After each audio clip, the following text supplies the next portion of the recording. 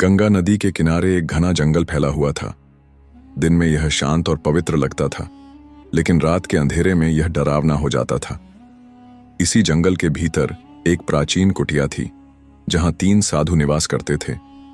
वे तपस्वी के रूप में जाने जाते थे और गांव के लोग उन्हें दिव्य पुरुष मानते थे। हर सुबह वे गंगा स्नान करने जाते और फिर अपनी कुटिया में लौटकर पूजा पाठ में लीन हो जाते, लेकिन उनकी साधना का रहस्य कोई नहीं जानता था। गांव के लोग उनका बहुत सम्मान करते थे। कोई भी परेशानी होती तो गांव वाले उनसे आशीर्वाद लेने जाते हुए बड़े कृपालु दिखाई देते थे और जरूरतमंदों की मदद करने का वादा करते थे। लेकिन कोई नहीं जानता था कि उनके भीतर एक काला सच छिपा हुआ था। गांव से कुछ ही दूरी पर एक छोटी सी बस्ती थी, जहां श्वेता नाम की एक युवती अपनी विधवा मां के साथ रहती थी। श्वेता बचपन से ही निर्भीक थी। वह जंगल में जाकर शिकार करती थी और अपनी मां का हर तरह से सहारा थी। वह निडर और आत्मनिर्भर थी। उसकी सुंदरता की चर्चा पूरे गांव में थी। लंबे घने काले बाल, चमकती हुई बड़ी बड़ी आंखें और तेज चाल। लेकिन यह सौंदर्य ही उसके लिए एक अभिशाप बन गया था। एक दिन उसकी मां अचानक गंभीर रूप से बीमार पड़ गई। घर में पैसे नहीं थे और गांव के वैद्य ने कह दिया कि अगर जल्द ही इलाज ना हुआ तो उसकी मां की जान जा सकती है। श्वेता घबरा गई। उसने गांव में मदद मांगी, लेकिन कोई भी उसकी सहायता करने को तैयार नहीं था। तभी किसी ने उसे सलाह दी, साधु बाबा के पास जा, वे बहुत कृपालु हैं, जरूर तुझे धन देंगे। श्वेता को और कोई रास्ता नहीं सूझा। अपनी मां को बचाने के लिए वह सीधे साधुओं की कुटिया पर पहुंच गई।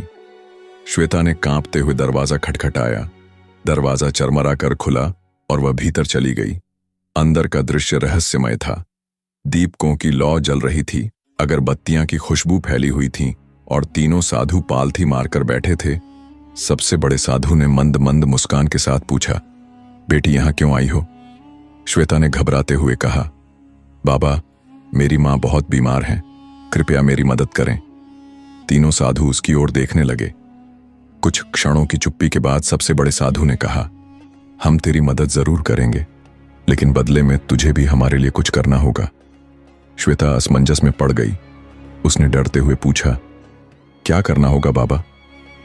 दूसरे साधु ने रहस्यमय मुस्कान के साथ कहा, बेटी चिंता मत कर, यह सब तेरे भले के लिए ही होगा, परंतु बिना त्याग के कुछ भी प्राप्त नहीं होता। तीसरे साधु ने गंभीर स्वर में कहा, तू धन की भीख मांगने आई है, लेकिन यह साधु सिर्फ धन नहीं देते। यहां जो कुछ भी मिलता है वह प्रसाद होता है, और प्रसाद पाने के लिए तन मन और आत्मा से समर्पण करना होता है। अब श्वेता को उनकी असली नीयत समझ में आ गई। उसके भीतर डर और गुस्से का तूफान उठने लगा, लेकिन मां की बीमारी याद आते ही उसने खुद को शांत किया। उसकी आंखों में आंसू आ गए। सबसे बड़े साधु ने कहा, रो मत बेटी, यह सब तेरी भलाई के लिए हो रहा है। जो ज्ञान हम तुझे देने वाले हैं वह संसार की किसी किताब में नहीं मिलेगा। श्वेता घबराने लगी। उसने पीछे हटने की कोशिश की, लेकिन तभी दूसरे साधु ने उसके कंधे पर हाथ रख दिया। भागने की कोशिश मत कर, हमने तुझसे वचन लिया है। अब श्वेता के अंदर एक नई ऊर्जा जाग चुकी थी। क्या वह इतनी कमजोर थी कि अपनी अस्मिता का सौदा कर ले? क्या यह त्याग था, या इन पाखंडी साधुओं की हवस? अचानक उसकी आंखों में एक अलग ही तेज आ गया। उसने अपनी कलाई झटके से छुड़ा ली और कुटिया के कोने में जलते हुए दीपक को उठा लिया। रुक जाओ। श्वेता की आवाज अब पहले जैसी कांपती हुई नहीं थी। तीनों साधु चौंक गए। श्वेता ने दीपक हवा में लहराते हुए कहा, अगर कोई मुझ पर हाथ भी लगाएगा तो मैं इस पूरी कुटिया को आग लगा दूंगी। तीनों साधु ठिठक गए। सबसे बड़े साधु ने माहौल संभालने की कोशिश की, बेटी क्रोध मत कर, यह सब तेरी भलाई के लिए है। श्वेता हंसी, लेकिन वह हंसी डर से नहीं, आत्मविश्वास से भरी हुई थी। उसने दीपक जमीन पर फेंक दिया और कहा, मुझे मेरी भलाई की चिंता करने की जरूरत नहीं है बाबा।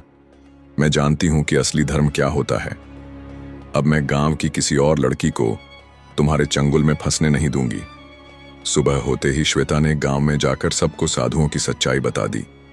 गुस्साए गांव वालों ने कुटिया को आग लगा दी और तीनों साधुओं को गांव से निकाल दिया। उस दिन के बाद श्वेता को साहस और आत्मसम्मान की प्रतीक माना जाने लगा। लोग उसे जंगल की निर्भीक पुत्री कहने लगे। अगर वीडियो पसंद आई हो तो लाइक करें, और चैनल को सब्सक्राइब करें।